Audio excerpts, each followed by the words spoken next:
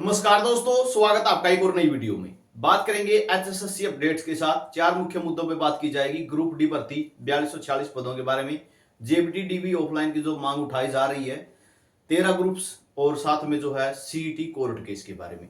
तो सबसे पहले बात कर लेते हैं ग्रुप डी की। हरियाणा कर्मचारी चयन आयोग ग्रुप सी के बचे हुए 1261 पदों का विज्ञापन सीईटी 2025 के बाद जारी करेगा भाई। ठीक है, 13 ग्रुपों में जो 1261 पद थे उनको जो है वापिस लेने की फुल तैयारी हो चुकी है, सरकार से मंजूरी मिल चुकी है। 2025 के बाद विज्ञापित किया जाएगा इनको। जो उम्मीदवार पुराने विज्ञापन के तहत योग्य थे वे नए विज्ञापित पदों के लिए भी योग्य माने जाएंगे। आयोग ने इन पदों का विज्ञापन वापस लेने का प्रस्ताव सरकार को पास भेजा था। अब हरियाणा कर्मचारी चयन आयोग कभी भी इन विज्ञापित पदों को वापस लेने के लिए नोटिस जारी कर सकता है। ये तो है 13 ग्रुपों के लिए। ये जरूर है कि पुराने अगर विज्ञापन में आप योग्य थे तो अगले जो विज्ञापन दोबारा से होगा उस टाइम भी आप योग्य रहेंगे। ठीक है, उसके बाद बात आती है सरकार जो है हरियाणा कर्मचारी चयन आयोग को भेजे ग्रुप डी के 4246 रिक्त पद जल्द चयन सूची भेजने को कहा है। सरकार ने जो है 4246 पदों को जल्द भरने के लिए कह दिया है। कहां पे कितने पद होंगे यहाँ पे आप देख सकते हो कैटेगरी वाइज। ठीक है, खेल कोटे के लिए इसमें कह सकते हैं कुछ नहीं है। ठीक है, खेल कोटे वालों के लिए कुछ नहीं है क्योंकि बीसीए जैसे यहाँ पे आप देख सकते हो ईएसपी की मात्र 10 पोस्ट है, तो यही कह सकते हैं। सारी पोस्ट 40 से 50 पोस्ट मुश्किल से होंगी। तो इतने पदों में अगर 10% कोटा भी देखा जाए खेल कोटे का तो 400 पोस्टें बनती हैं। तो यहाँ पे आप यही कह सकते हैं इस खेल कोटे वालों के लिए कुछ नहीं है।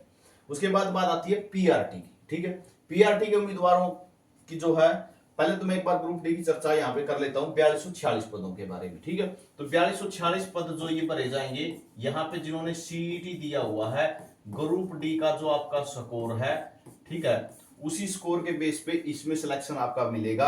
आपका स्कोर कितना है। ठीक है, अगर जो ग्रुप डी की कट ऑफ लगी थी उसका 1 या 2 नंबर या 3 नंबर तक है आप, तो आप उम्मीद रख सकते हैं। ठीक है, वो भी कैटेगरी वाइज। ठीक है, 3 नंबर तक कैटेगरी वाइज ही कहूंगा क्योंकि 3 नंबर तक कट ऑफ कम जाना बहुत बड़ी बात हो जाती है।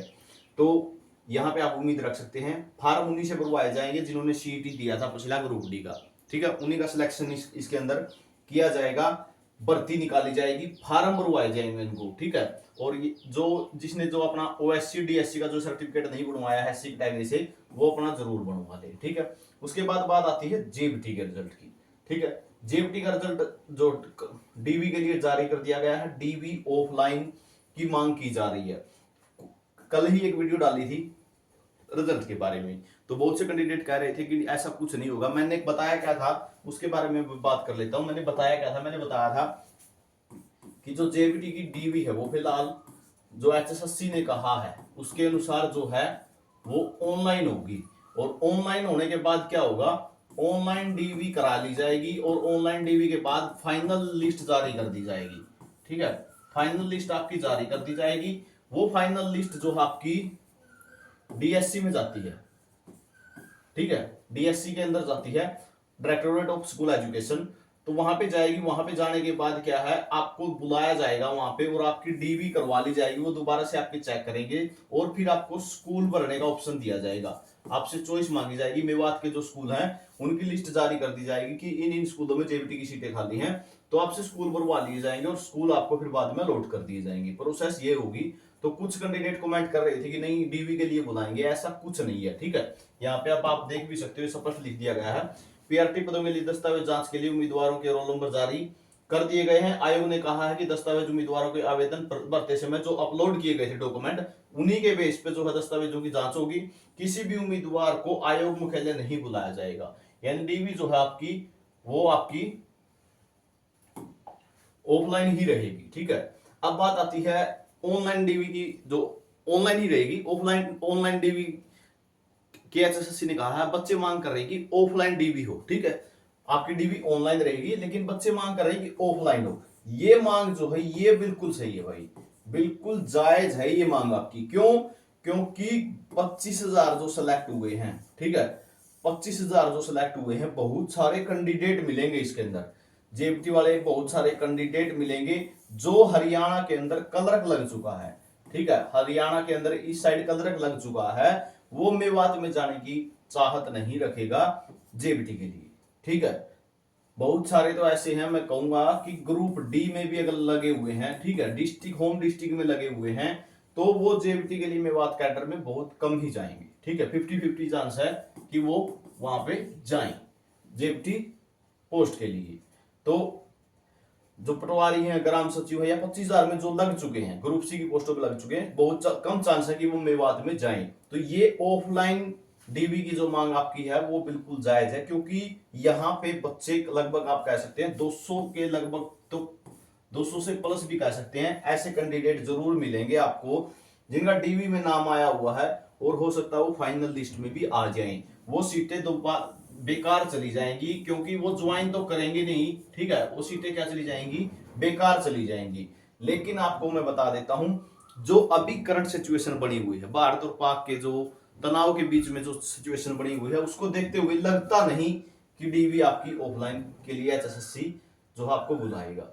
आपकी जो अभी करंट सिचुएशन जो बनी हुई है, क्योंकि आप देख रहे हो कई जगह तो स्कूल, जैसे पंचकुला के अंदर स्कूलों को बंद कर दिया गया है। ठीक है, या फिर यूनिवर्सिटियों के एग्जाम है वो पोस्टपोन कर दिए गए हैं, अन्य जो एग्जाम है बहुत सारे वो भी पोस्टपोन कर दिए गए हैं। तो इसको देखते हुए लगता नहीं कि एचएसएससी ऑफलाइन डीवी के लिए आपकी जो है बातें स्वीकार कर सकता है।